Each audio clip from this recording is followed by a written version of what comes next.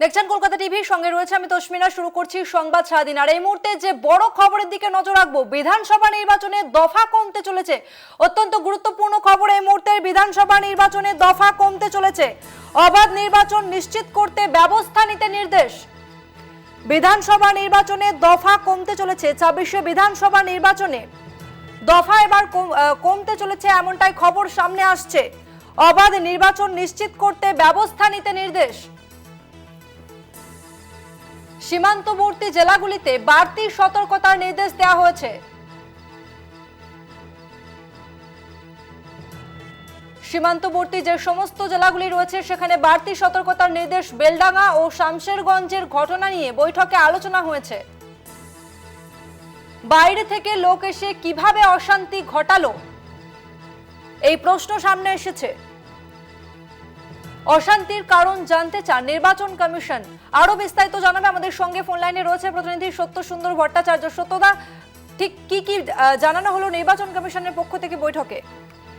দেখো, জেলা শাসক এবং পুলিশ সুপারদের সঙ্গে আইন শৃঙ্খলা জনিত প্রশ্নে আজকে নির্বাচন কমিশনের ফুল বেঞ্চে স্পষ্ট নির্দেশ যে বিধানসভা নির্বাচনের দফা কমতে চলেছে, সেই অনুযায়ী প্রয়োজনীয় যে প্রস্তুতি, সেই প্রস্তুতি নেওয়ার স্পষ্ট নির্দেশ দেওয়া হয়েছে জেলা শাসক এবং পুলিশ সুপারদের। আজকে দীর্ঘক্ষণ যে বৈঠক চলে, সেই বৈঠকে মুখ্য নির্বাচন কমিশনার জ্ঞানেশ কুমার সহ নির্বাচন কমিশনের ফুল বেঞ্চ জেলা ভিত্তিক বিভিন্ন জেলার যে আইন শৃঙ্খলার পরিস্থিতি কি সেই সম্পর্কিত রিপোর্ট তারা দেখেছেন এবং এর আগেও তাদের কাছে যে রিপোর্ট পৌঁছেছে সেখানে নির্দিষ্টভাবে বলা হয়েছে যে দফা কমতে চলেছে, সেই ইঙ্গিত দেওয়া হয়েছে নির্বাচন কমিশনের তরফে।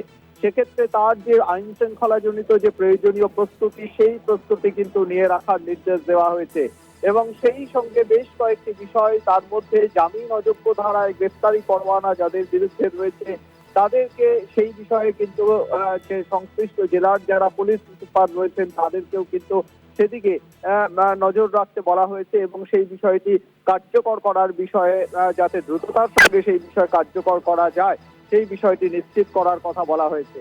অন্যদিকে সীমান্তবর্তী যে সমস্ত জেলাগুলি রয়েছে সেই সমস্ত জেলাতে বাড়তি সতর্কতার কথা বলা হয়েছে। মালদা, মুর্শিদাবাদ, ২ পরগনাকে বিশেষ নজর রাখার কথা বলা হয়েছে। তার কারণ সীমান্তবর্তী এলাকায় যাতে কোনোভাবেই কোন রকম আইন শৃঙ্খলা জনিত সমস্যা না হয়, নির্বাচনের আগে নির্বাচনকে সুষ্ঠু এবং অবাধ করার লক্ষ্যে সেই বিষয়টিকে নিশ্চিত করতে হবে, এমনটা নির্দেশ দেওয়া হয়েছে।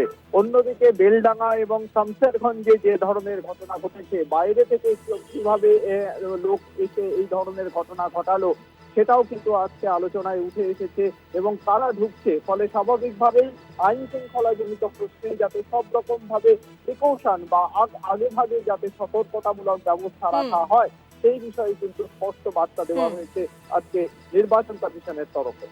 ধন্যবাদ সত্যদা, আমাদের সঙ্গে ফোন লাইনে ছিলেন প্রতিনিধি সত্য সুন্দর ভট্টাচার্য। কংগ্রেস গেছে, তৃণমূল গেছে, বিজেপি গেছে চিফ ইলেকশন কমিশনের সাথে বৈঠক করতে। সিপিএম গিয়ে বলছে ২ দফায় ভোট করতে হবে, বিজেপি গিয়ে বলছে ১ দফায় ভোট করতে হবে, ২ দফায় ভোট করতে হবে। আরে আপনি দফায় ভোট করান করুন, আপনার রফা দফা আমরা এমনি করব। কিন্তু আমাদের দাবি ১ দফা, ২ দফা, ৪ দফা নয়। আমাদের দাবি প্রত্যেক মানুষকে তার ভোটাধিকার দিতে হবে। তারপর আপনার দফায় ভোট করার